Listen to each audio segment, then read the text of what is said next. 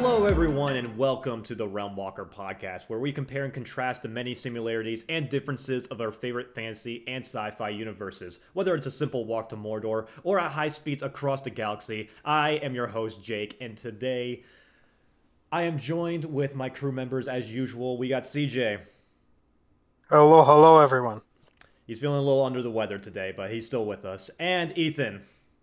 Hello, everyone. We had a little trip to Nurgle's realm for some reason. We got sidetracked and hit CJ pretty hard. Please be gentle and nice to him in the comments section. Thank you. It'll be okay. Thankfully, it wasn't a Skaven virus, which are somehow worse. They really are. It could never... it's the benefit of being chaos undivided. Yeah, well, The I'm rats not make sure about worse that. things. I thought Dark Elves were immune to disease, CJ. You're thinking Argonians. You're thinking of the shed equipment. Oh, well, I mean, they seem pretty Wow, powerful. all right. Damn, we're starting this strong. Okay, okay. How about some real shit? Okay, hold on. No. Right now. Nurgle made a goddamn virus that infected the Necrons, okay? You're still flesh and blood, meatbag. Well, Or blooded.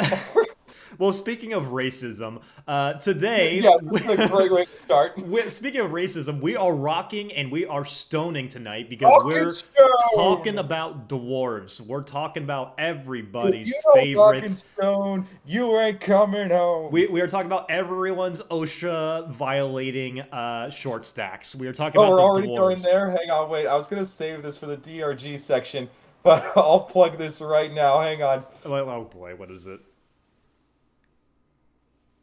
Oh, wait, hang on. Almost having an embed fail. I don't want this. Did you misuse? I thought you were trying to find a sound effect right now. No. You're good. Okay. I'm Keep guessing you're posting in the chat. But yes, today we're going to be talking about dwarves, the various different types of dwarves across media, the ones that you always find that are short and usually have beards, not all the time. Whenever they don't have beards, that's kind of a fault of the creators, but yes, let's go ahead and talk to them. But with that being said, I think we should...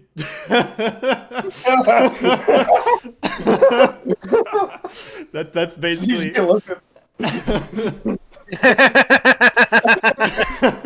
and the boys playing Lethal Company. This is essentially what dwarves go through on a daily basis. Yeah. All my homies die at work. But with that being said, Ethan, would you like to take us to the Misty Mountains? Sure thing. 1 second, I'm still crying. Oh, okay. I'm better now. Yes. So I'm only actually going to cover a little bit on the Misty Mountains because the dwarves colonized the Misty Mountains relatively later in their edition, and I only have about 1 page worth of lore for Middle Earth dwarves. I went low today on this one, and I feel like, despite that, I don't want this episode to be a short one because if it was short, the dwarves would put us in the book. So, short. Yeah. Exactly. They would put us in the book, and I assume you guys are gonna. Don't worry, cover about the book of Grudges. I'll touch on the Book of Grudges. Don't worry. The Book of Grudges, I love it. Okay, so as always with Middle Earth stuff in their races, we have to go back and talk about during the first age with Elu, which was Big G God, and he had his own champions called the Valar, which are smaller deities of Middle Earth.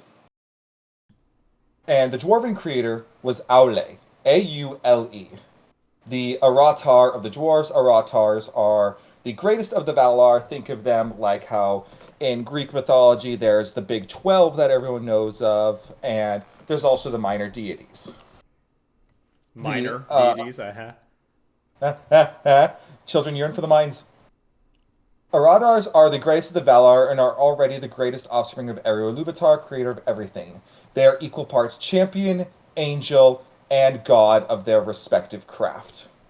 Arule, if you're the god of smithing, I mean, you got to have done something pretty impressive, right? So, as we talked about with dwarves before, but should be mentioned here, dwarves are most known for in their appearance of having beards. They typically reside in mountains. They are incredibly knowledgeable of craftsmanship and money. Dwarves adore money. And I mean, almost more than the dragons that they typically war with.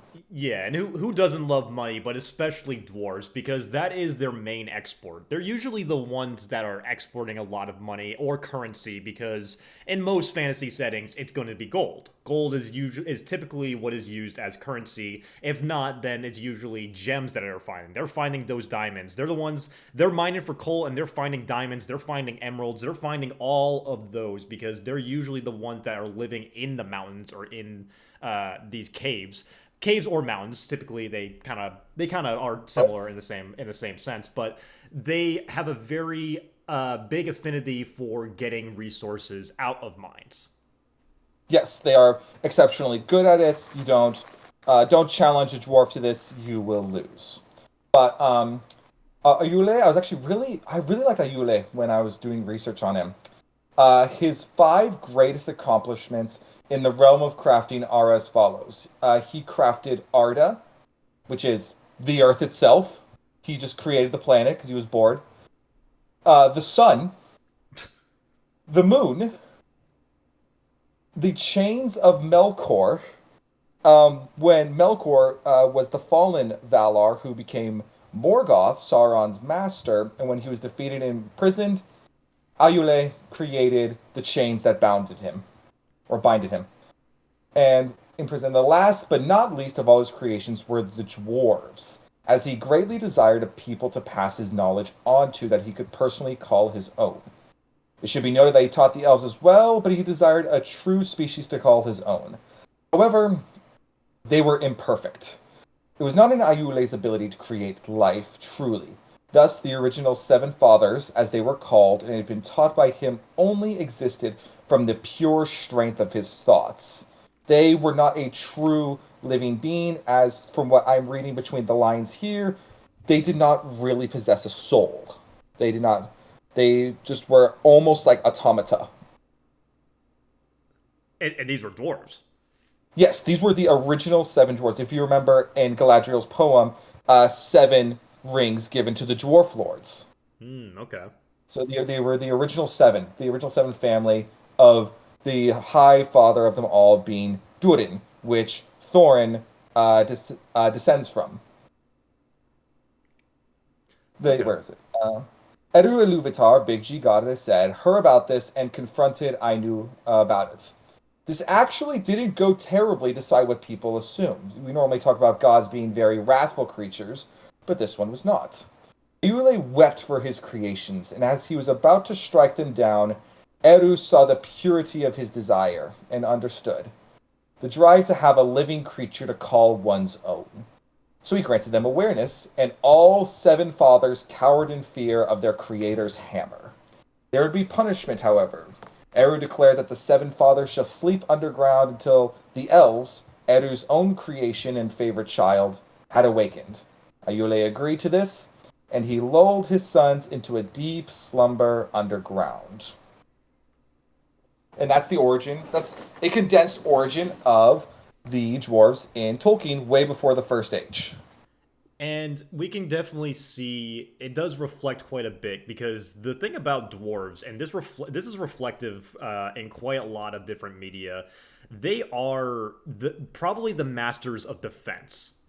In a lot of cases, Absolutely. they are the ones that are when they're fighting on their home base, they're more or less pretty unbeatable because they have been around the mountains for quite a while. They have fortified this position incredibly, and they also have all of their tech as well. So they're going to be, and also the thing Dwarves about are dwarves, very technologically advanced. yeah, They and are typically refiners of gunpowder. They use explosives.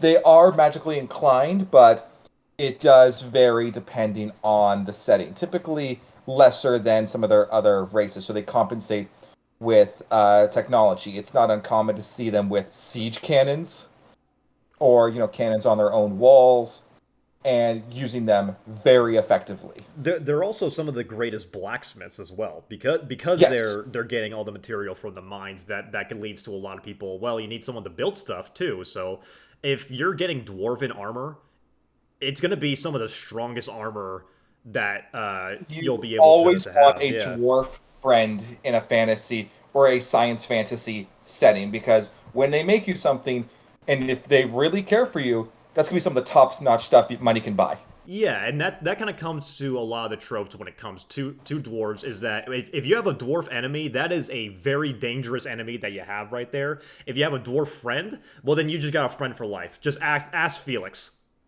Yes, Gotrek and Felix. Yes, Gotrek is an absolute monster, because not only can we mention the fact that dwarves are really good at defense, don't let their size deceive you. They are hardy, because They are mostly muscle. they are tough. That's the thing, is that they are bulky, and when you see a lot of dwarves, they are usually fighters. They're fighters in some regard. They're barbarians, fighters, paladins, heavy armor.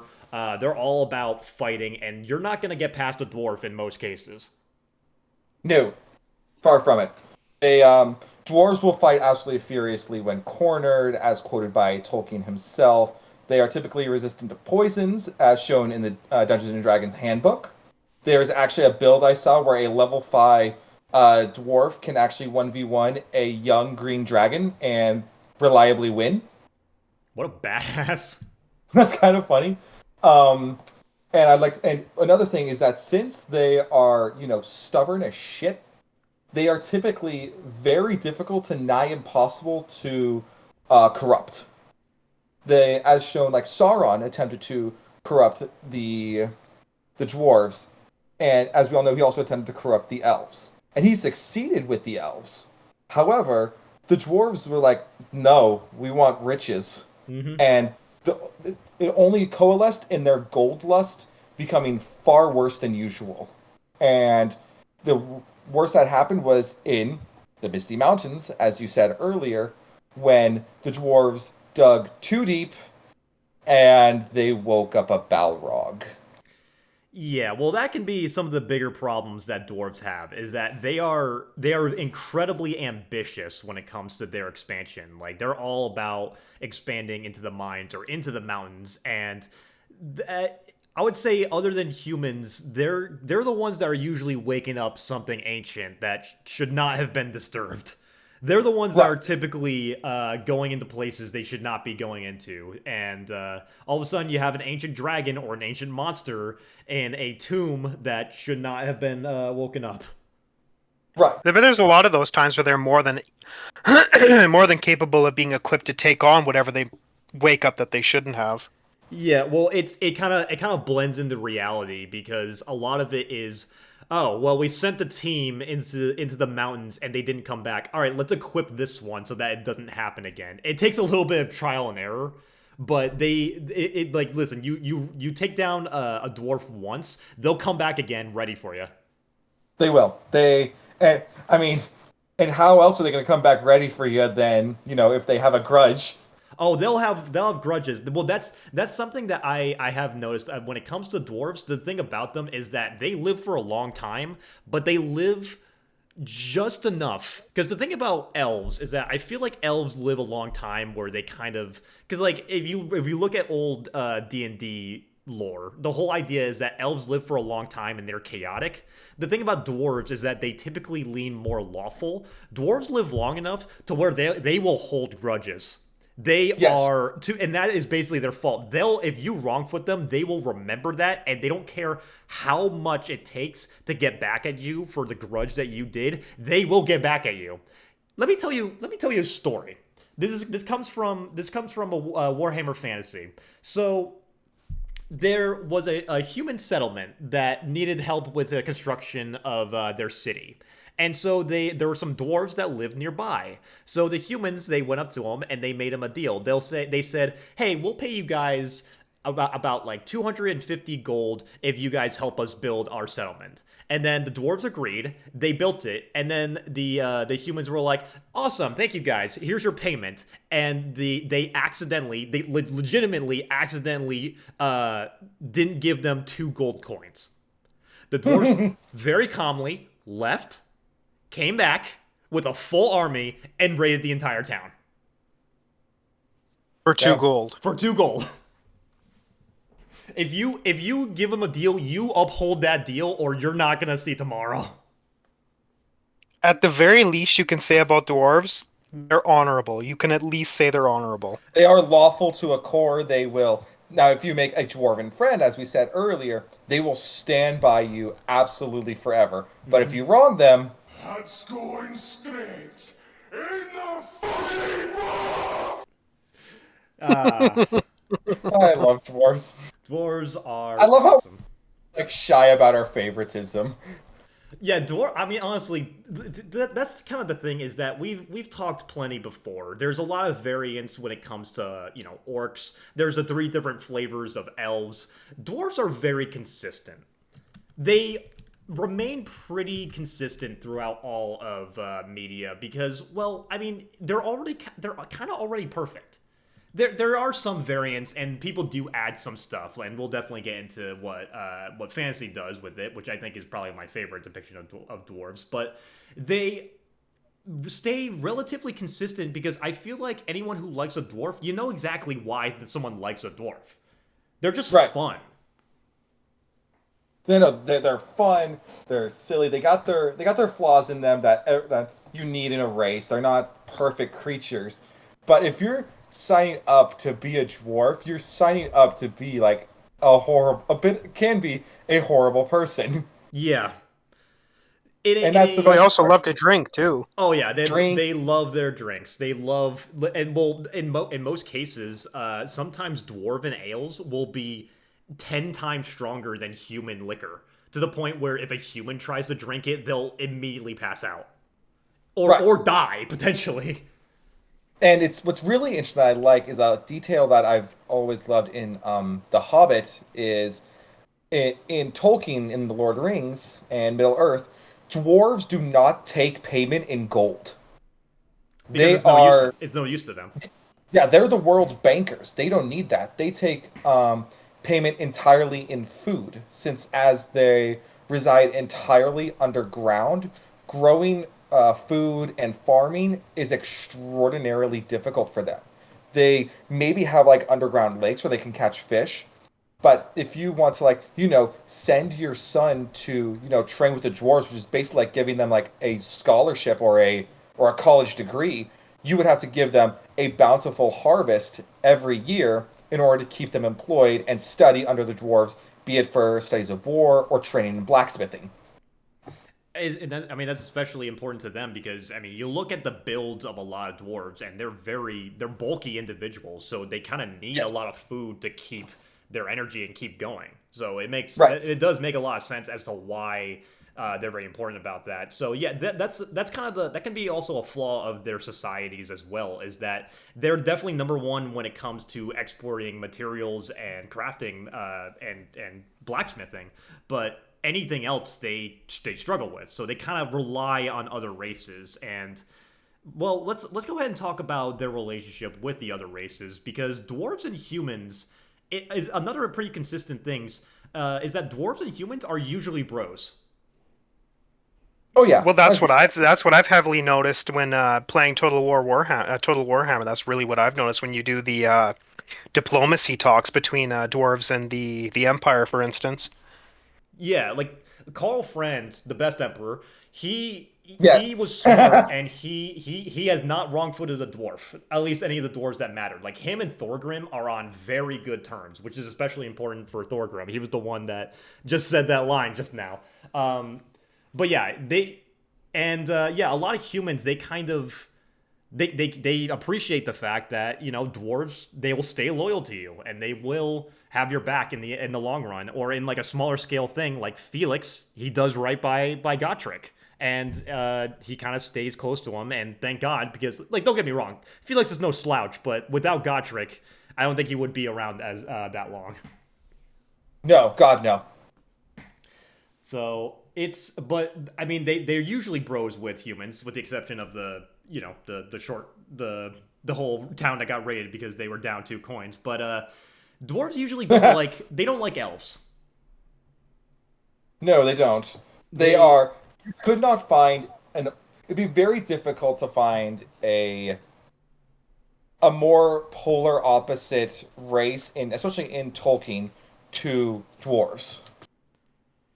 Yeah, because well, in a similar fashion, because elves usually live a long time too, usually longer than dwarves. But yeah, it's a very because the thing about elves, if we're just comparing high elves, is that they're very elegant and they are all about finesse. They're the agility builds, right? And then dwarves look at them and they're like, ah, come on, laddie, get your hands dirty, you know? They are the embodiment of the dirty mechanic. They are function over form 9 times out of 10. Well, don't get me wrong, they'll have drip and a style of rank, but they what they wear to dance will also likely be useful in a fight. Oh yeah, absolutely. And I think you know what I actually think it reminds me of. It's kind of like what you value more in like the armor aesthetic in an RPG. If you like how heavy armor looks better, then you're probably a dwarf fan. If you like how light armor looks, then you're more than likely an elf fan. Oh yeah, for sure. I mean, it was a really funny little interaction when you're playing Dragon Age Origins when you go to the Brazilian camp where the Dalish are, and the Dalish make obviously because they're not underground. What they use, they craft wood into things, not just weapons, but armor and the like. They use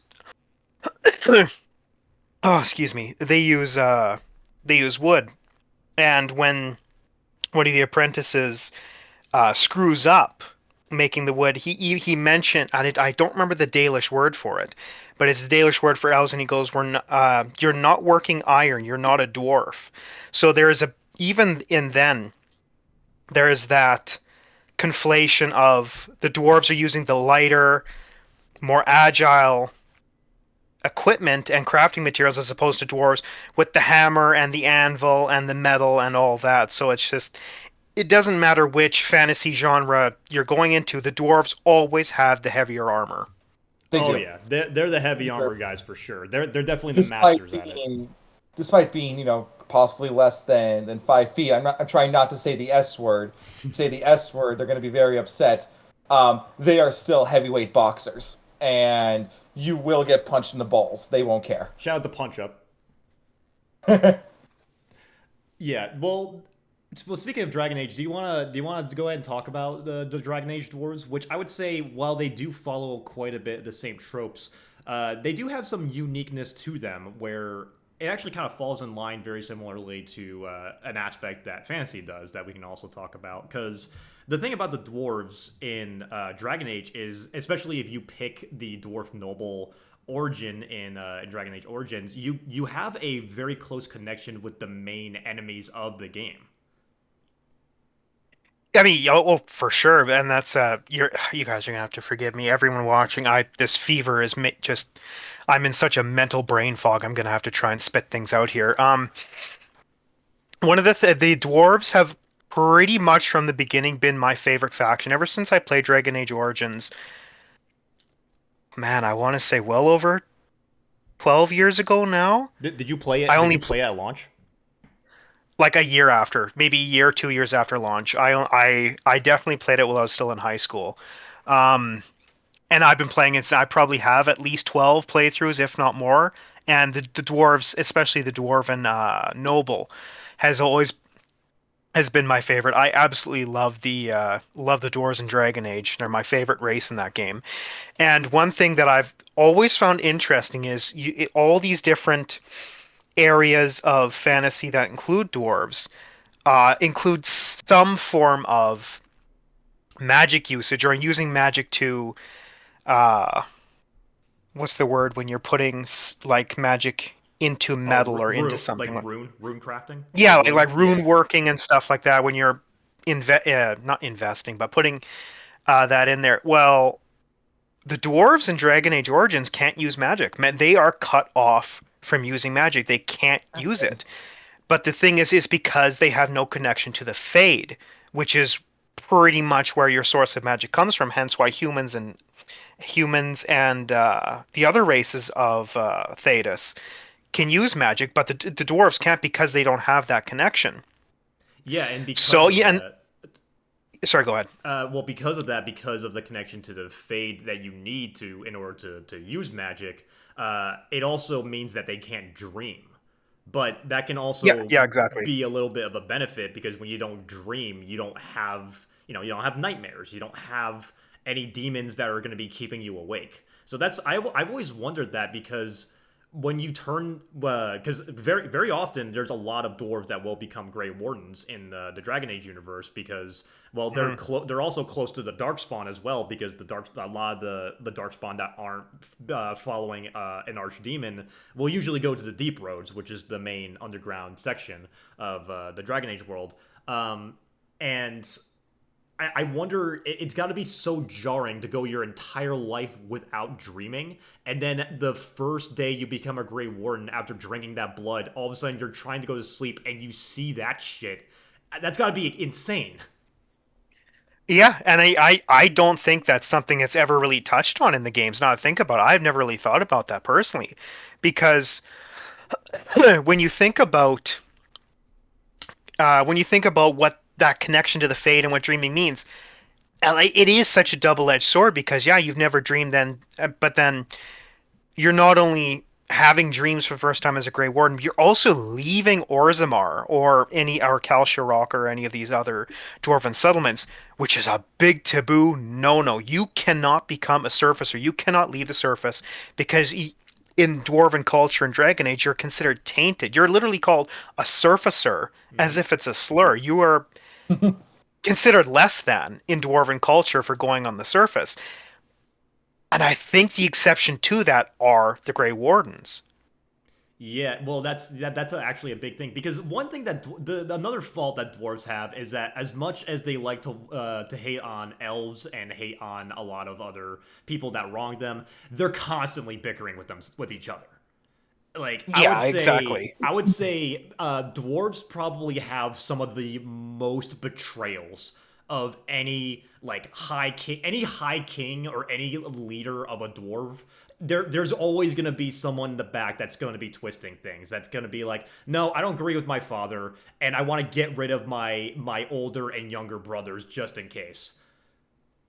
Well, I mean, for crying out loud, one of the first things you see when you enter Orzammar proper, when you enter the city for the first time, is a fight, and it's not just like a fist fight. Like people are killing each other because they're torn over Balin and Harrowmont. Yeah, and if you choose the dwarf noble origin, you actually have a connection to that because well, your dad was the previous king, and now because you're like the middle brother, right? And then the older Yes, brother gets because killed, and then the younger brother is Balin, right?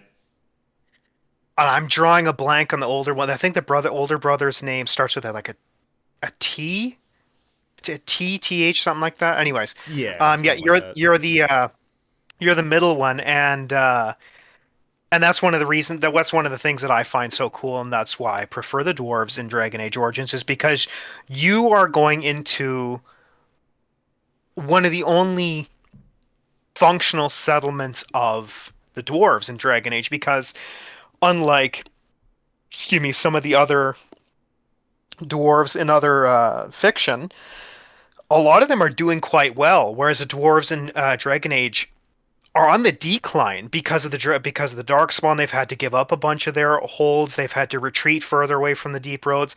The Civil War in Orzammar is tearing them apart. Like they're not in a great position, and that's another one of the things I really find unique about the dwarves in Dragon Age is just that there's a lot of things that they take from others and they just kind of flip it around. It's the exact opposite that makes them special and unique as opposed to other versions in fiction.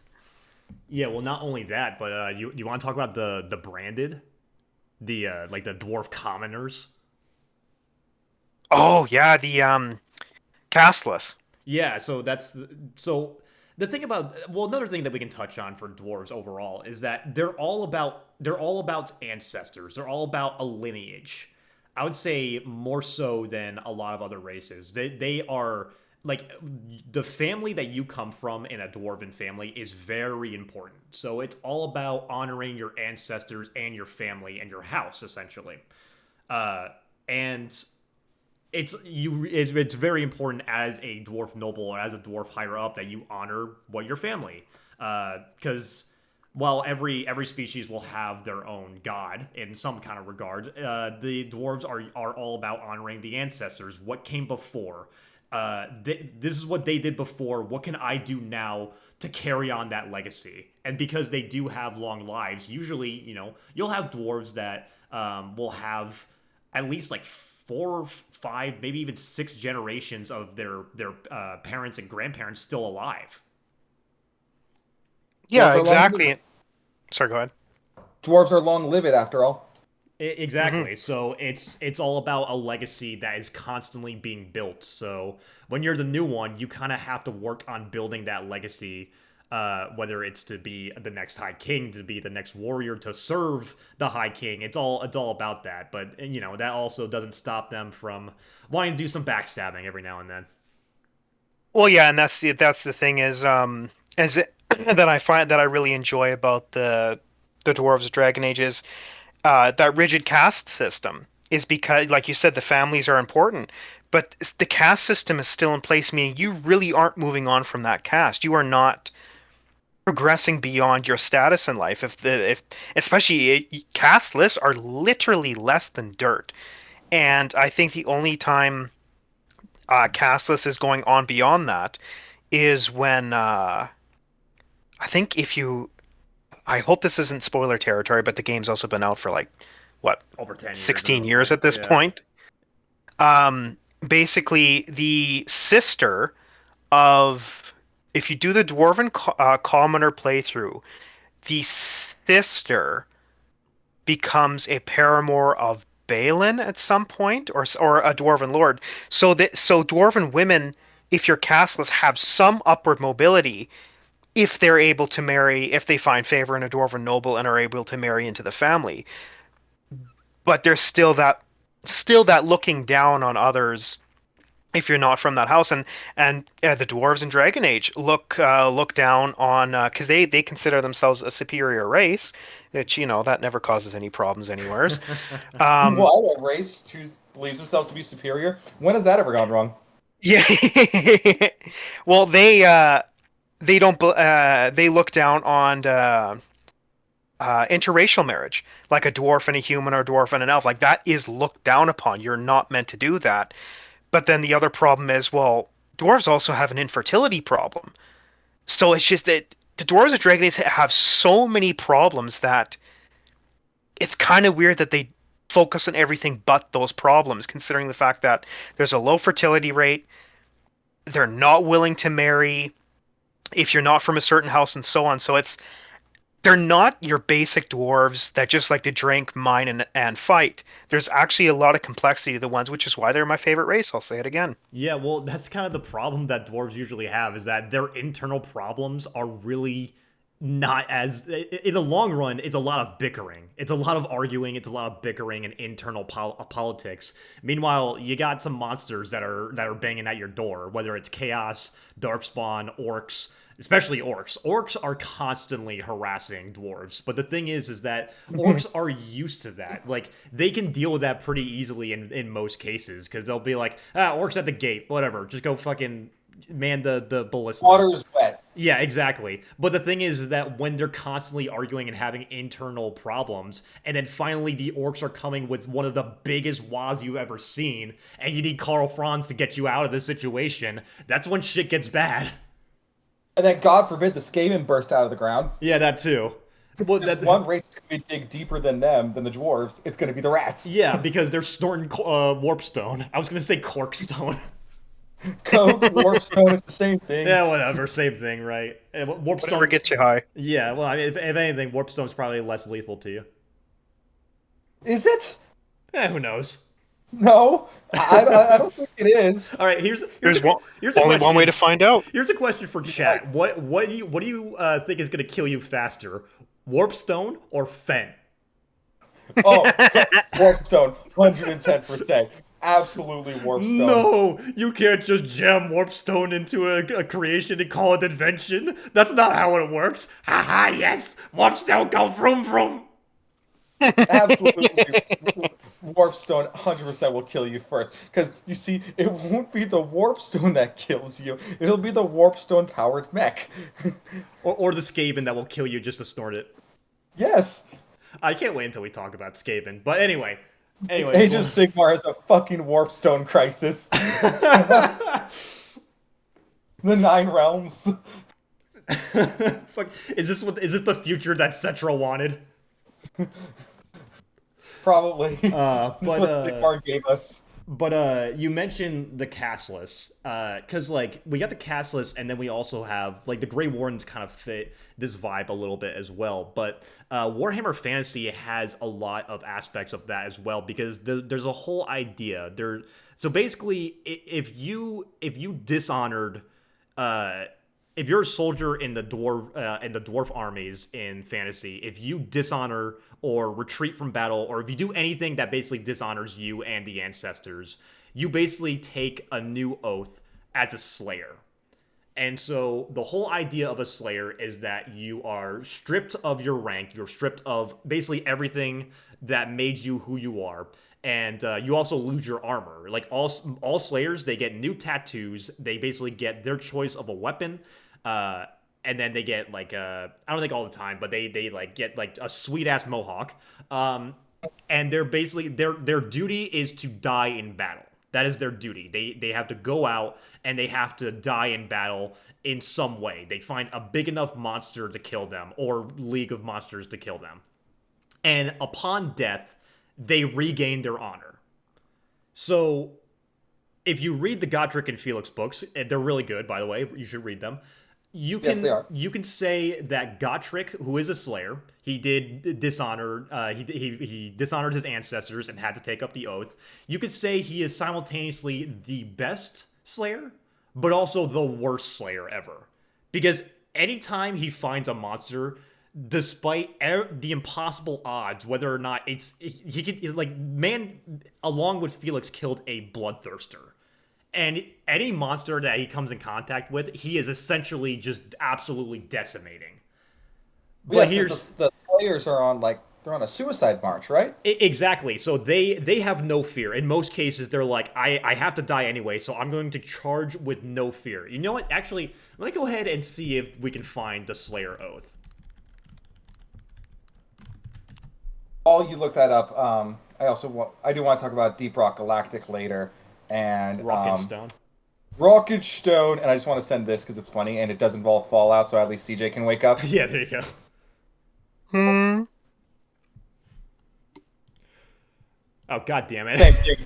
It's the same thing. Is that an attempt at humor? Rich. We're rich. Yes, you're rich. Well, you know what? They're both incredibly capitalistic, so you know it makes sense. Yes, they are. Dwarves do embody capitalism to a T. Yeah, well, like we said before, OSHA. They don't really care about OSHA. All right, so here's a great quote from Mr. Gotrek Gurnison himself. I am a dwarf. My honor is my life, and without it I am nothing. I shall become a slayer. I shall seek redemption in the eyes of my ancestors. I shall become as death to my enemies until I face he that takes my life and my shame. Great. I love slayers, dude. They're so cool. Would you run a Fire Slayer army? Maybe. Mm-hmm. I think I'd probably lean a little bit more towards, because I played dwarves a lot in Total War. They're probably my favorite race to play in Total War. Do you just turtle up when you play dwarves? Absolutely, I turtle up. Really, that's funny. What I usually do is that I usually get long beards and iron breakers, which are like the heavy armor, and then I get coralers, which have crossbows, and then there's flamethrowers and some gunners, and I just have them all like kind of post up so that basically they can't get past my iron breakers, and I just have everyone else shoot them to death. Just hold the line. And whenever I'm doing a defense mission or anything, it's where it's just like two sides. I'm just standing there waiting. I'm like, I'll wait. I ain't moving. I'll wait. I'm gonna win this war of attrition. You're not. You will not win. I will outlive you. Unless it's an elf, then they're gonna cast some magic bullshit. True. This is big if true. Launch the true. Um, yes. You want me to talk a little bit about Deep Rock? Let's talk about Deep Rock. Let's go a little bit into the sci-fi stuff here. Because I love sci-fi dwarves. I think dwarves translate the best to sci-fi out of most other traditional fantasy races, not counting humans, because those are real. Which is unfortunate because you don't see a lot of sci-fi dwarves. No, but where they're at is where they're great. Like the little we get is all great. Because I'm trying to think, like, what other sci-fi dwarves are there other than DRG and the Votan? DRG, Votan. Do squats count? Not really, because they're dead. I mean, they're dead and also have basically become the Votan, so no.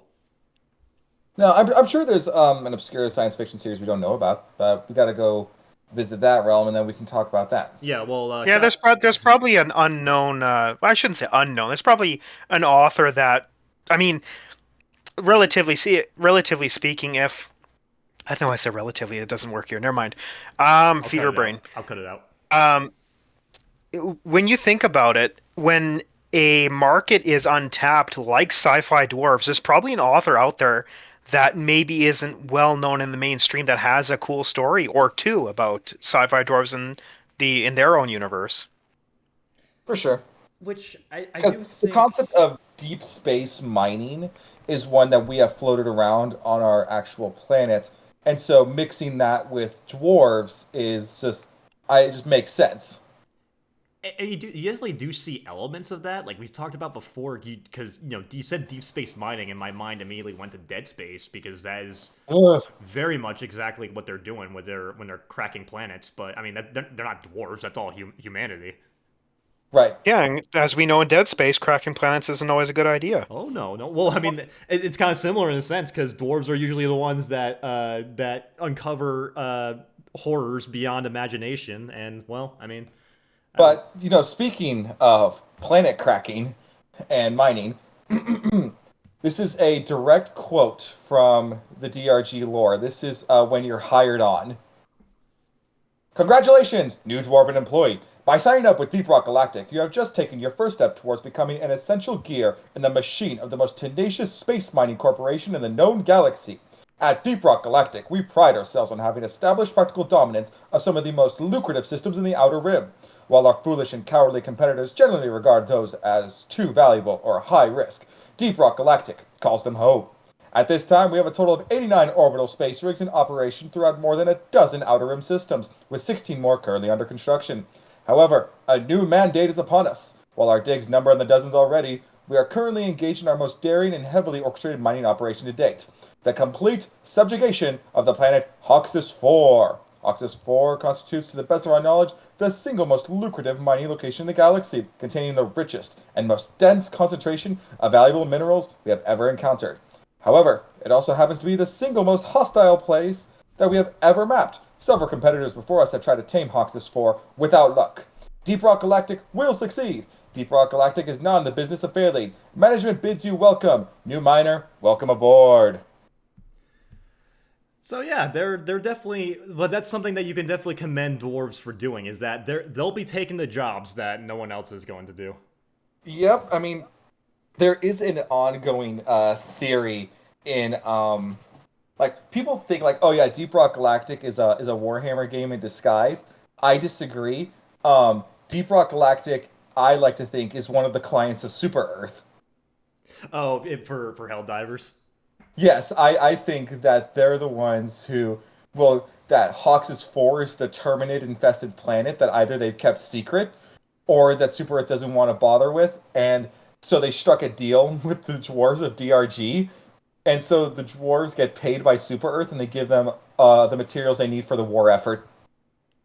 I mean, honestly, it's not too far-fetched. I mean, either way is not the most far-fetched thing ever, because No. if you really want to say that, yeah, DRG is kind of a Votann game, especially when you read the Votann lore. Like, obviously, it's not completely different It's pretty close. it's very close. Yeah, the whole idea of the Votann is very close to DRG, and it's kind of unfortunate because, I mean, a lot of Votann fans are relying on Deep Rock Galactic to carry their And faction. Windrose.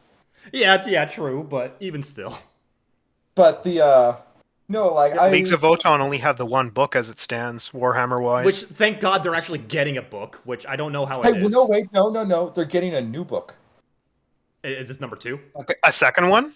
Yeah, they're getting a second book about Hey, the. way to for go! them. Way to go, dwarves! Way to go, Votann! You're getting a second book. Welcome to the realm of Xenos factions that actually have multiple books. Congratulations, you guys. You got more than the Eldar have recently. You got more than the craft world. Yeah, because I think the newest Eldar book, Void Scarred, was about the Drukhari, if memory serves. Was it not Lilith? No, there was a brand new Eldar. No, sorry, There was a Eldar out recently. Corsairs.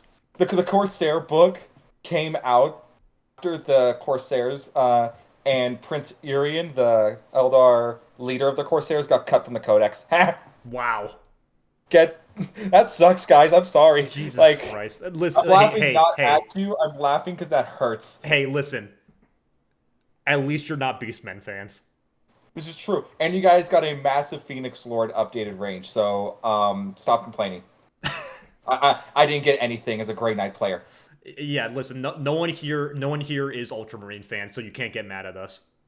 CJ likes Ultramarines. No, I never said that. I never said anything that sounded like that. I was about You to. do. I'm just saying, like you're saying that to the biggest word bearers fan here. I'm not sure if that's really applicable. All I'm saying is that if you run 18 Victrix Honor Guard right now, you're dead to me. Fuck you. I second You that. know exactly who you are. You know, I'm not just going to name names, but you know who you are. He's the one Ultramarine player at my shop. He knows who he is. He listens to this podcast, right? I can send this one to him for sure. Okay, good. But going back to dwarves, so yeah, well, DRG is, I guess, because like we've mentioned before about like the payments that dwarves take, and that kind of, especially in Tolkien lore, and that kind of follows through with DRG as well, because I mean, it's not a bad pad that they have. No, they got a pretty sweet pad. It comes with a bar, A got your trampoline. own, trampoline. You can play basketball, which is kind of ironic given like their size.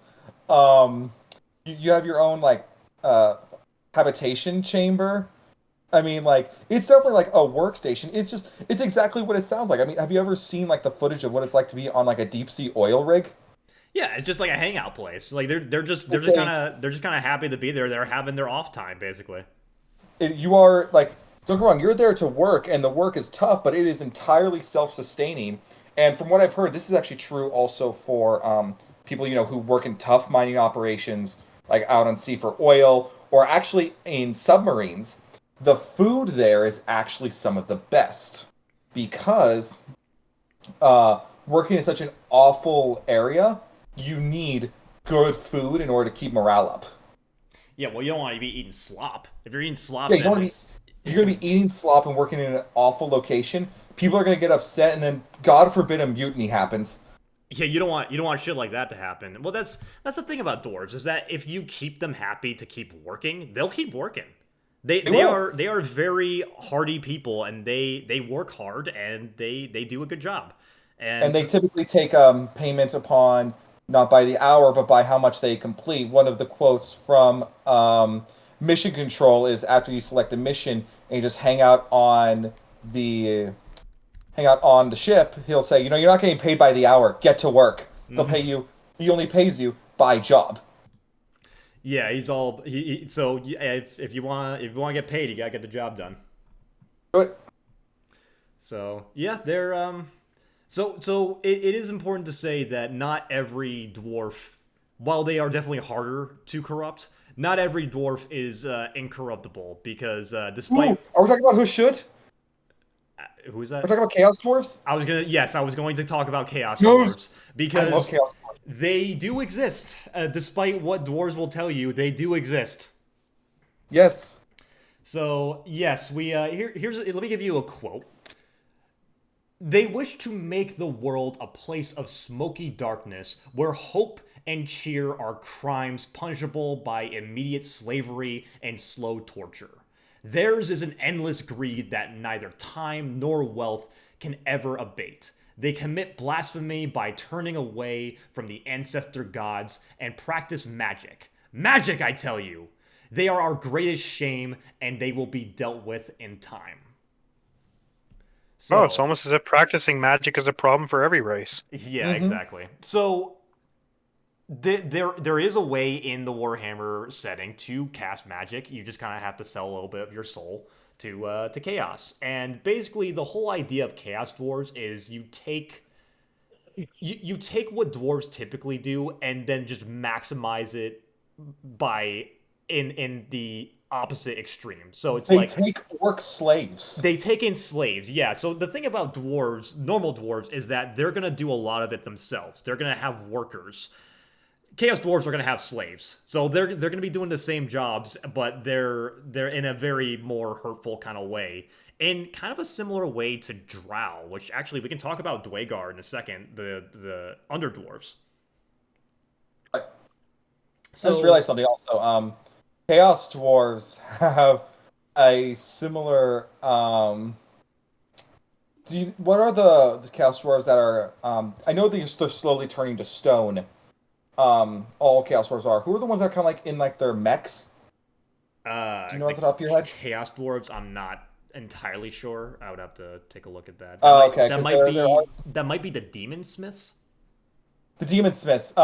If you look at them, because there's a really great trailer I saw where it's re-edited with Underground from Robots, Oh, that's a great callback. and they kind of look like Madame Gasket. Really? Yeah, That's pretty awesome. it's pretty great. But that's actually very similar because for anyone who is into D&D, we talked a little bit about this with elves as well, because there are times where there can be different types of dwarves, apart from the original ones that were known that we know about in D&D rules, in like D&D rule set. When you pick a dwarf, you get to be a mountain dwarf, which is a traditional one that we were talking about, a hill dwarf, which, to be honest, I don't really know exactly what hill dwarf mainly means. Hmm. But yeah, I don't think anyone plays a hill dwarf. But you can also play as a Dwagar, and for anyone who's played Baldur's Gate 3, is that you encounter quite a bit of Dwagar. They have that ashen skin that Drow do, and they're the ones that are usually in the Underdark. And very similarly to Chaos Dwarves, they're usually taking in slaves. They're working with Drow. They're the ones that are kind of working with Drow in the sense of like, yeah, we'll take in slaves. We'll kind of follow this very more fucked up monarch system of taking in. They usually like to bully the deep gnomes, I've noticed. Well, I mean, they're gnomes. I'm sorry, it's just like, have you seen a gnome? I want to kick them. I look at them. I'm like, why do you exist? What do you do here? What do you even do? Like, That tracks pretty well with how you feel about Grotz there. okay, see, I can't hate grots because grots are funny. But like Grots gnomes, are it's like, funny what and do they're you very do? essential, and goblins are great. I love goblins in general. So it's just the red gobo you don't like. Well, yeah, he's a communist. We're on the 12th episode, and you bring up a communist? Yeah. Okay, that's going in the book. That is going in the book. He's a goddamn commie. You want to know something that really bothered me when I first played Dragon Age Origins. I have expectations when it comes to hearing what a race or like any sort of character sounds like. And when the dwarves were talking and they didn't have accents, that really bothered me. As you were just saying, I have expectations, and that paused for a second. I was like, Yes. Okay, so you have expectations. It just kind of made me giggle for a moment. But no, I agree. Like dwarves with that accents, that's odd. I haven't played Dragon Age, and I typically probably don't plan to. Can you blame me? And I think the reasoning for it is that so the only race in at least in well, I guess the Kunari kind of do, but they're not really that prominent in Origins. The only race in Origins that have accents are humans because they're kind of meant to be they're kind of meant to be the more colonizer type of race, and then the ancient ones are both like the elves and the dwarves, and they have they don't have accents. So I don't know. Well, It was a different the creative humans decision. and the humans in Dragon Age are also the more diverse because you have Antevans and Fereldans and Orlesians and Tevinter. Like you have a lot of human beings that don't all follow the same mold. Yeah, it does. It follows a little bit of a different. It's not really based on the race. It's more based on the region because Zevlar is he is a or not Zevlar Zevron. I'm getting my RPGs mixed up. He's Antevan. Yeah, he's Antevan and he does have an accent, so it kind of depends more on the region rather than the race. But that was just one of the things that bothered me. Two things that bothered me whenever in a creative decision when it comes to dwarves: if they don't have a thick Scottish accent and if they don't have a beard. I feel like how can you make a dwarf and not give him a beard? It feels like if they're young, sure, I get it, and if they have like genuine dwarfism, like Tyrion Lannister, but Even he then, had a beard. he did grow one Eventually, later, yeah. yes. But if you don't give your dwarves the beards, what's the point? That's part of the leveling up of cosmetics in Deep Rock Galactic is you start out clean shaven, and as you level up more, you get more and more of a beard. Yeah, like listen, you are required to have a beard in DRG. If I do not see you with a beard, and if you're a high level, I am kicking you. Oh, but it is allowed if you make your character look like Trump because it's funny. I have seen dwarves do that where they give themselves like the blonde comb over and no beard, and they look like Trump with orange skin. It's really funny. But well, speaking of beardless dwarves, listen, Varric, I love you, but you need to get a beard, man. I mean, he does make up for it with chest hair. I Oh, he's an guess. Italian dwarf. Yes, he is an Italian dwarf. That's an idea right there. Give me an Italian dwarf. Hey, I'm down, come on, that's let's go funny. mine the minerals. And they just pull out spaghetti. We're making pasta. The payment's gonna be pasta. Also, before anyone says, The dwarven mob would be really funny. also before anyone says that's racist, I'm Italian. Suck my dick. Dude, it's on your channel. What does your channel say? Yeah, well, I'm just saying. Listen. I'm taking precautions. All right. That's just true, but still, it's funny. So yeah, the dwarves are pretty cool. I love it. I mean, you want to talk about more on Votan? I still have more on Votan. Yeah, let's go a little bit more into Votan because we were talking about sci-fi because it's primarily they're primarily a fantasy race and there is a little bit of a lack of sci-fi in general. The ones that I mainly think of are Votan and DRG. And I'm trying to think if there is other equivalents that maybe they're not called dwarves but are dwarf equivalents. So go ahead and tell us a little bit about the Votan. So, CJ, are you very knowledgeable of the Leagues of Votan? No, they're probably one of the only races in 40K that I honestly know nothing about. Like, I mean, yeah, I'd say that I know the least about them. I know even. Let me try that again in English. I know a little bit about almost all of them, probably except for Leagues of Votan. Like even Drukari, I don't like them, but even them, I know enough about the Cabals and the You're gonna hate them, homunculi right? I and told stuff you, like that. But the witch?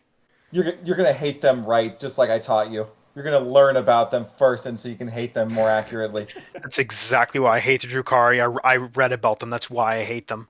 I love them so much. Tell us, But tell us about your favorite character, Lilith, why don't you? She's so poorly written. I freaking hate her. I love her. CJ, when the character is mean, ew, meat, please. The duality. That's not why I dislike her. The duality of men. Okay, so CJ, then origin of the Leagues of Votan dates back to the year 15,000 to around 25,000. It's primarily 15,000 though. This is when humanity really started to get going and started entering, as we all know, the golden age of man or the dark age of technology. We all know about this very well. It was when humanity was reaching near 40k Necron level tech with almost orc level numbers. We were incredibly dominant. We had remarkable technology, and we were spreading across the stars everywhere to colonize. However, when you are colonizing and spreading out, anybody who's played any game of Stellaris, primarily, or really any strategy game, knows that you need resources for that. And so they sent these gigantic, I'm talking truly like almost planet-sized ships, some bigger, out into the galactic core, which is already a hellscape, filled with black holes, collapsing stars, supernovas, all great stuff. And they sent them out there on these self-sustaining. This was a known one-way trip for the people that signed up to the core to work on the extraction of all the resources within there. And I should put out a bit of a disclaimer. I am not going to be covering the squats much because they're dead, and move on. Life was hard for the leagues out there, but profits were high.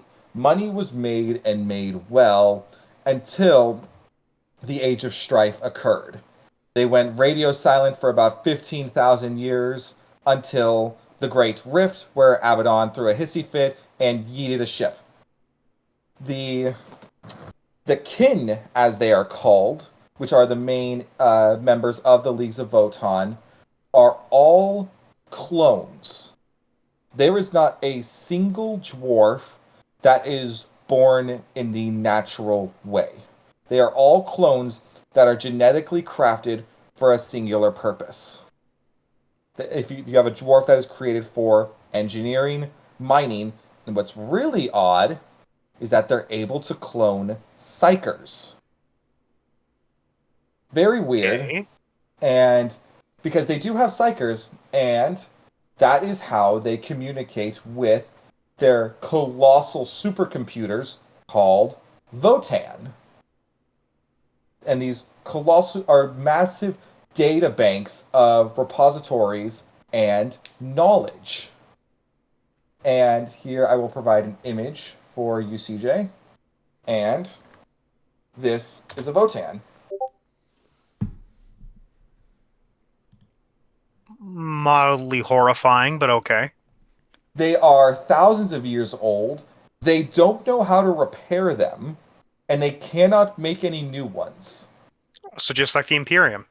Basically, but these things like put a lot of what the Imperium has to shame. It's shown that these Votan have multiple STCs in them. Oh. If you know what an STC is, they are quite frightening.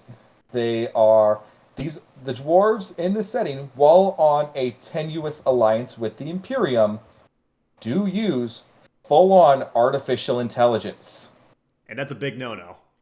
Biggest of no-nos. If you were to find an STC that even though it really is an AI, you'd be rewarded and given a parade. If you were to make one, you get shot in the head. Well, the AdMech send entire fleets if they catch a whiff of an STC in the area. They Hell, do. there were two guardsmen that found one, and they were like, "Hey, do you guys need this?" And it was for a knife. It was for a Astartes knife. And the AdMech said, "Here's 2 planets." Go nuts, King. Yeah, That's how insane they'll go for it. like the Gladius knife, or Yes, yes, actually. Combat knife, yes. It became the standard combat knife for Astartes. I was gonna say I'm surprised I knew that, but okay. John, I'm proud of you. You're learning. He's learning. And while the Imperium does deal with them, and the dwarves do speak of the Votan, the Imperium has no idea what it is. And the dwarves deliberately keep it that way.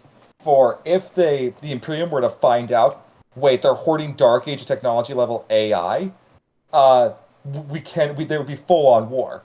And not only that, don't worry, CJ. The computers get worse. Oh joy. They can take possible. They are so bogged down by data. They have for on your own computer. They have hundreds of tabs of Chrome opened up, Okay. and every time a dwarf goes to ask them a question, it can take them weeks to years to answer said question, and they basically open up another tab of Chrome. They're like, well, Okay. while I'm waiting for this.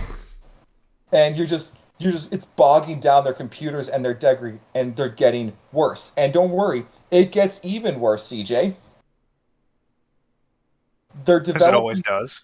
they're developing personalities. The AI. Voton, yeah, the Voton supercomputers. Also, the Leagues of Voton are in for something pretty horrifying. That if their lore ever gets expanded. If the worst should happen, yeah, they might have like a maybe not an AI uprising, but they do the Votan, the not the Votan, the kin. I should clarify, do work with like artificial intelligence. They're called Ironkin, and they have the exact same rights as their normal flesh and blood kin. They actually have some really cool models too. I'm gonna send them real quick. I like to imagine the whole idea. That is really cool. That kind of looks like Doc Ock. yeah, like a Doc Ock, but also I like the spaceman Yeah. kind of look to it. That, Yeah. they a lot of people have mentioned this before, but they look very similar to the Terran from StarCraft. Okay. But they're like the main space marines from StarCraft. Right. But when you said they just end up opening another tab of Chrome, I like to imagine it's like over hundreds of tabs of Chrome where it's just someone that are asking a question, and then the last one is Agario. It's just like a dwarf got bored and he's playing Agario. Oh yes.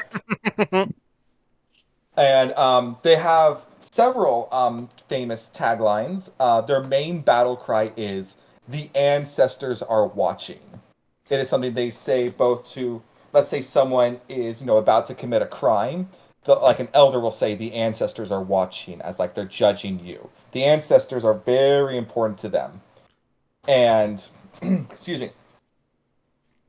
Or they'll use it, when they charge into battle. The ancestors are watching. They're protecting us. So And it goes back to a traditional dwarven kind of ideology of honoring the ancestors. I'm assuming more so because since they're all clones, I assume they have some form of knowledge of who they were before, and they want to honor who it was that their original person was.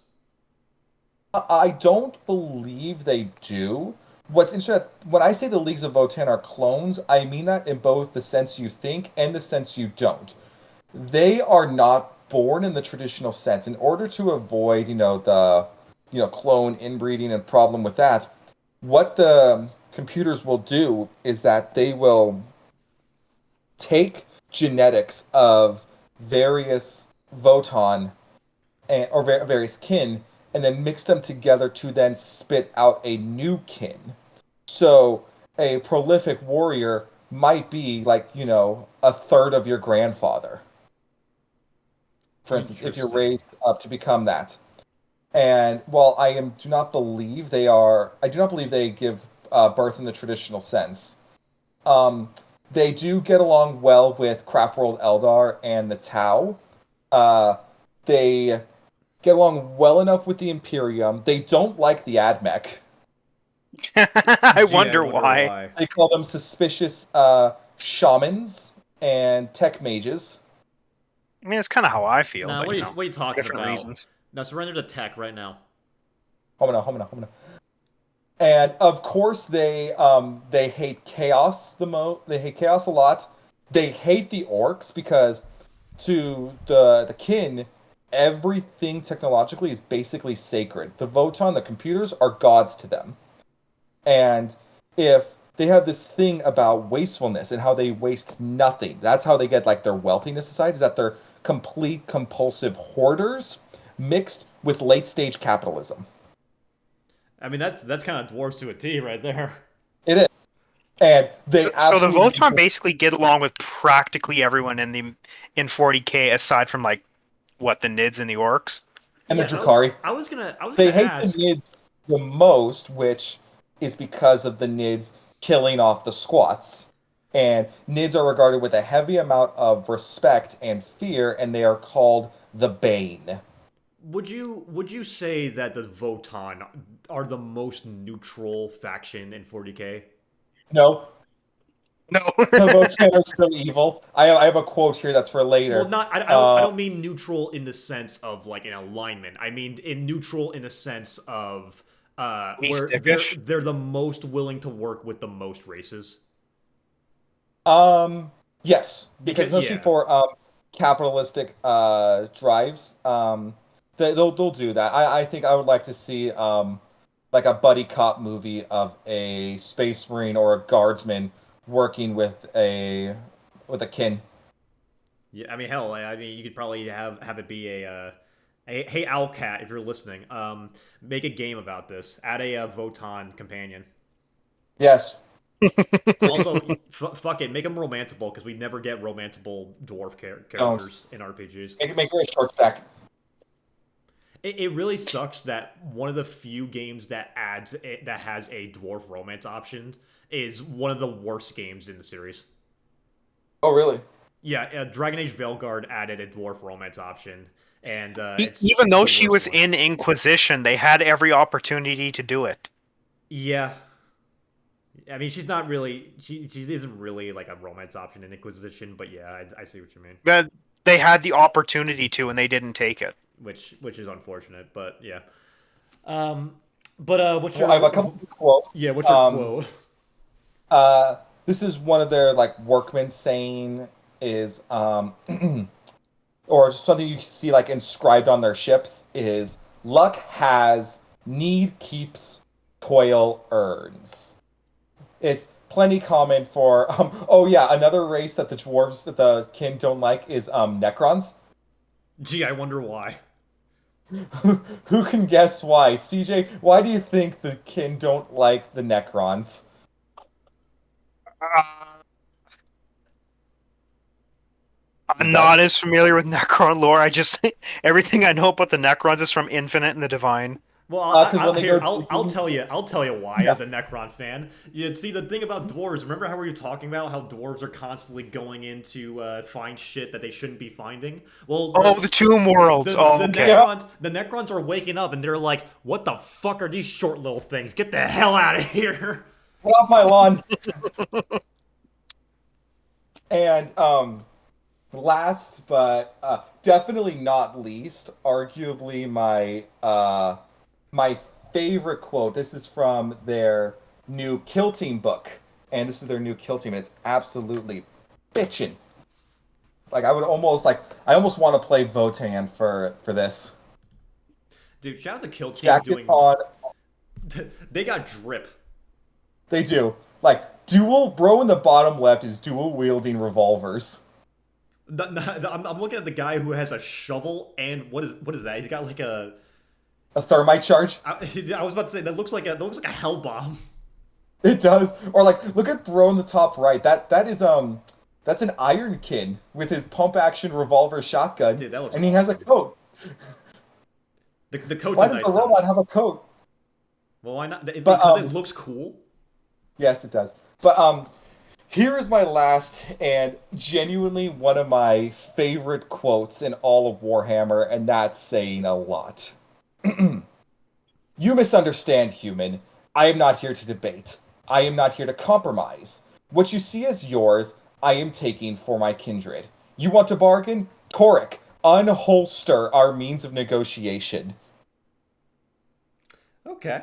So they're a little bit less. So if they want something, they want it. They're not negotiating. Why are you exterminating our planet? Why are you conquering our planet? It's because there's chaos here. We have to destroy it all. Votes hand. The price of nickel rose 5%. So yeah, just in case you wanted to justify a faction, no, they're still evil. They're still evil. They're Yeah. late stage capitalists. They always They're still will be. evil. They just know how to get along with people better. They do. Yeah. They know Well, social skills. they also know enough to be like, hey, maybe we shouldn't share this with the rest of the world. No. Well, so you showed me that picture, and you were talking a little bit about that, and that got me thinking a little bit. Are there some elements of Transformers that can kind of be translated into dwarves in a way? Um, Because I was I thinking would about it. say, like, I see where you're going with some timelines of Orion Pax being a minor. Um, it depends. Like, I don't, because they are corruptible. Transformers are very, very much corruptible. Even some of their paragons are. Like, Optimus Prime has been corrupted before, and in the current Skybound run, it's actually really good. I'm starting to read it. I I would not consider them close to dwarves, but convince me. Because well, the similarities that I've seen, mainly from Transformers One, go watch it, rest in peace. Is the fact like the mining aspect, of course, like they're very much about energon. Energon's a very important thing to them, but they're also have a very big importance on crafting, but also in like the ancestors as well, because the primes are revered. They're essentially the ancients of Cybertron, and they're the ones that are revered by almost all of the Transformers on Cybertron. So I kind of see a little bit of a connection, maybe not a complete connection, but at least a little bit that it kind of reminds me a bit about them. I can see it a little bit. Yeah, I think there's at least something there. At least in terms of maybe some inspiration. I'm sure some people might disagree with me, but I don't know. I see a little bit of a connection there, at least in terms of the culture. I think a little bit as well because I mean Transformers are constantly bickering with each other as well. They do. So a lot of division, but also if we were to get a second Transformers movie, it would be a civil war going on while there's another threat that they really should be focusing on that is slowly arriving to the planet. Yeah, it would be nice. So yeah. So the moral of the story is fuck you, Hasbro. Yeah. But seriously, So you're gonna die on that hill, Jake. go watch Transformers One. It's a great movie. Hasbro, I'm marching to your HQ playing Rebel Path. Uh-oh. Here we go. This is not gonna end well. But well, CJ, we got to get our quota down because I did want to pose a question to you. Is there a race in Mass Effect that you think resembles dwarves at all? Oh, I gotta go take a shot. What? mentioned Oh, Mass because Effect. Mass Effect. um, there is. I'm just again that mental fog. I can see them in my mind's eye. The Volus. Do you think Volus? Because I was thinking Volus as well, but I think they're a little bit more. Because of their size. That's pretty much just why. They're short. I want to know who it was that created the Volus. I think they literally were thinking to themselves, "Hey guys, let's make a race of let's make a race of short, chubby, little aliens that are constantly money grubbing capitalists." And I mean, the Volus are a lot less physical than the dwarves in regards to like combat and mining and stuff, but they're still like they got their fists in like everything financial, and they're short. Like that's the closest thing Mass Effect has to dwarves because like you're not thinking of the Asari or the Turians or the Quarians or anything like that. Yeah, I think because I was thinking a little bit about that, but I think they're more inclined. I feel like they have more similarities to halflings because halflings are making they're the ones that are more inclined to kind of do more underground tactics and make deals with people. Like Volus are businessmen. They're gonna go up to Krogan and they're gonna be like, "Hey, I want to make a deal with you. I need protection, and here's like a lot of money to give me protection." Like they have ways of convincing people to do things. Yeah, exactly. And I think because what was that one in Mass Effect 2 where he's both no, well, he was injured and really high off of the medication he The was taking. Bionic God. Yeah, the bion, which shows that the Volus do have access to bionics. Which is terrifying. But also you hilarious. know what? I want to go ahead and bring up. Here's one I want to go ahead and bring up. I wasn't going to do this before, but you know what? There's some similarities I see with dwarves and Krogan. Because So the whole idea of clans, like they have different clans. We have clan or not. We have oh yeah, and the whole idea of these different clans that are, well, you go to Tachanka, there's a lot of bickering with each other, much like dwarves, but also it's all about they live for a long time. The difference is obviously like dwarves are short. Sorry, is that the word? And Krogan are massive. They're what, like 10 feet tall. um, well that's the kind of the tricky thing about Krogan is because there's a difference between them with and without their armor because that kind of that hunched back that they have, I don't think all of that is them. Yeah, that's true. But the thing about Krogan is that they kind of have a little bit more of a similarity because they're all about their family. Like when you talk to Rex in Mass Effect 1, his whole thing is that his whole mission is getting his father's armor. Who he didn't exactly have a great relationship with his father, but he still wants to reclaim it because it's important to him. It's important to his legacy, and he wants to honor it. And they do have they kind of have a very much like a do-it-yourself mentality of we're gonna get the job done and we're gonna be the ones to take on the monsters, to take on a lot more, because I don't it doesn't feel right to compare Krogan to orcs because Krogan are not stupid. No. They're really not. Like people might say, well, what about Grunt? Grunt's just a kid. You can't really say that much about him because he's still a kid. He's still learning a lot about the world. And you even look at his his what do you want to call it? His personal quest that you have to do for him in Mass Effect 2 is literally him coming of age. It's the is it what's it called? The proving? Yeah, I know the thing you're talking about. It's basically a rite of passage, and Yeah, it's literally a rite of passage for Krogan adolescence. yeah, exactly, and they kind of go through that, but very similarly, because Krogan, they live a long time, and they kind of have this warrior spirit. They have this spirit of we're going to go to these uncharted worlds with no fear. And I Mhm. mean, they were the ones that stopped the Rachni Wars. Well, they're similar to orcs as in they like a good fight, and the bigger the enemy, the better the fight. Yeah, but they're not completely mindless. Like there's a few that are definitely bloodthirsty, but they're not just Yeah. like bloodthirsty maniacs that always want to fight. You talk to Rex, and he's a very intelligent individual. Yeah, and a lot of that comes from the life experience because I think they have the same life expectancy or similar to that of the Asari, which can go for over 1,000 years. One of my favorite throwaway lines is in Mass Effect 2 when you're talking to an Asari on Ilium, and there's a Krogan that's reading poetry to her, and she's like, I mean, I like them, but it's not like a human where I can just stick it out for a century until they die. And then Yeah. Shepard gives her a look, and she's like, no offense. Yeah. Well, because humanity, despite all our advances in Mass Effect universe, can only, I think we can only live to 150 years. I think is the most we can last in Mass Effect. Yeah, I think Shepard does say that to Liara in Mass Effect 1, where uh, just a little over 100 years, basically. But yeah, I think there's a pretty decent similarities with Krogan and dwarves. In my opinion, I would definitely compare Krogan to the Klingons from Star Trek, personally.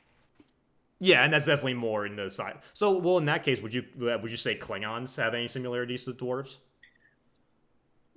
I would say they would have even less because Klingons are a lot more very just combat and fight. Klingons are very similar to orcs. They live for a fight and a good fight. Okay. Well, in that case, I'm probably grasping at straws at this point, but we could probably. Also, you made a call out post, so I'm gonna go ahead and I've come to make an announcement. Uh-oh. So I have some bitch ass motherfuckers that I work with that are leaf lovers, and they are constantly talking shit about dwarves, and they say that they're always the same in every media. You cannot improve perfection. So you know what? You're going in the goddamn book. Hey, now you can tell me this to prove them wrong. What's up? You can send them this video to prove them wrong. I will, absolutely. Dwarves are fucking awesome. I play a dwarf paladin in a D&D campaign, and it was fucking awesome. It is. I don't care if I have -5 speed. I will make it eventually, and I will break your balls. So, what do we really know about the Dwemer? So there is one in Morrowind, right? There is one that is confirmed alive in Morrowind. What was it again? Yagrum Bagarn. That is the only one that is alive that we can get a basic idea of what he looks like, even though he's got some stuff wrong with him. He's in the Corpusarium, which is where everybody with the Corpus disease in Morrowind goes. So he's not in the greatest condition. You can see that when if you ever look up a picture of him. But from the Dwemer, we know that they were the only ones to utilize a type of magic using, I think it was sound or tonal magic or something like that, and they just up and disappeared magically one day. Like there's not a lot we know, and obvious, but we don't want this to be a 6, 7, 8 hour episode. There's plenty of very good YouTubers who did a very good job doing a in-depth analysis of the history and lore of the dwarves. So we definitely recommend checking them out. Yeah, well, we can. I mean, we've all played Skyrim. We can inquire quite a bit from the Dwemer ruins. It gives us just enough to inquire like what they were like. They were much like other dwarves. They're technologically advanced because they're making machines. They're making robots. And no other society really has that same type of tech. Like there obviously are that are interested in Dwemer technology, and they kind of invest it for themselves. But when you go into a Dwemer ruins in Oblivion or Skyrim, you're seeing these mechanical steampunk robots that will rock your ship. By the way, Especially early on. yeah. So yeah, they definitely had they have a very unique, and especially all around Skyrim, because that's where a lot of Dwemer ruins are, which get really annoying to go through after a while. But well, you do have a fair amount of Dwemer ruins that you can go through in Morrowind as well, and the differences between them are pretty stark. Like there are some very, very, like the differences of what you have in the Dwemer ruins in Vardenfell as opposed to Skyrim. It's interesting to see how different they are, and lends a little bit of credence to maybe this was a different culture between the two of them. yeah, and you can despite them being extinct, you can replicate their armor. And their armor is usually some of the more sturdier and stronger in terms of heavy armor. And as we also know with what they did to the Falmer, they're not exactly the most benevolent. Weren't the most benevolent. Yeah, well, Falmer deserve less. Well, that's one view. This is not a safe space for Falmer. No, and rightly so. Fuck the Falmer. All my homies hate the Falmer. But that's one thing one thing in fiction and even in real life, I love a good mystery. And even if the mystery doesn't have a solution, I love a good mystery. And the disappearance of the dwarves is definitely something that's very well done, in my opinion, in Elder Scrolls.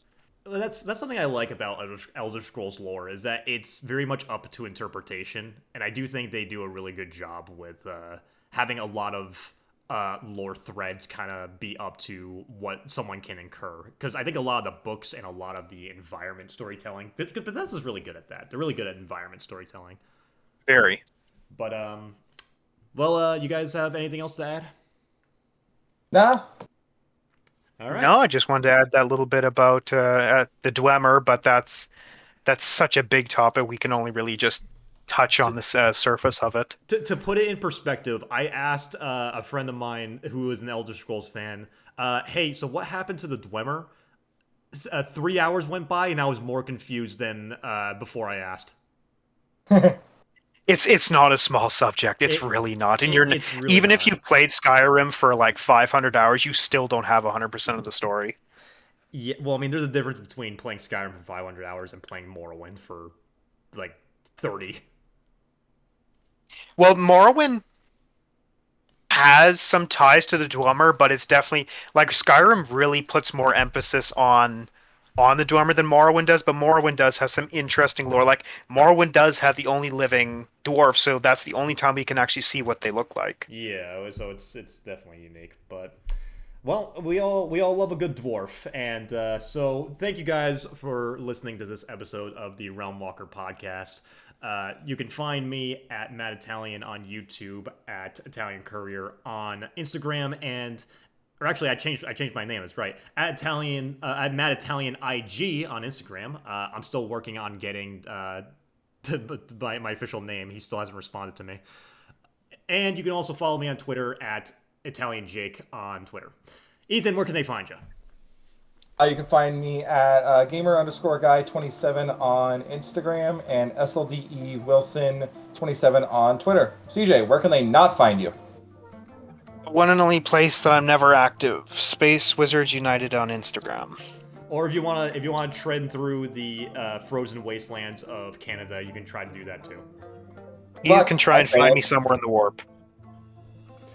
But with that being said, thank you guys for watching and take care.